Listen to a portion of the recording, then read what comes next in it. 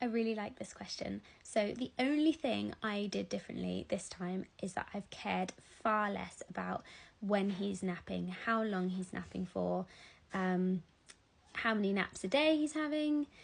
I became obsessed with my first son. Because my first son never slept, I was paranoid that it was something I was doing wrong. So I became obsessed with how many naps a day he was having and what time he was having a nap, how long he was sleeping for. It just consumed my life. But with this baby, from day one, I couldn't tell you in those early months how many naps he was having, how long he was sleeping for.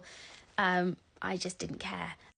So one thing I always get people saying to me is, it's your second baby. They're different. You're different.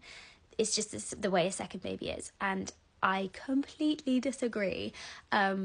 So having my second baby has taught me that I did everything I possibly could with my first baby. And he was just like that.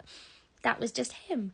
And if you subscribe to the dandelion orchid theory, my first baby is an orchid and my second baby is a dandelion. And no matter what I could have done with my first baby, that was just how he is and how he was. He needed far more support. He needed just more of everything, of me in every single way. And that's fine. That's him. And I didn't want to change him.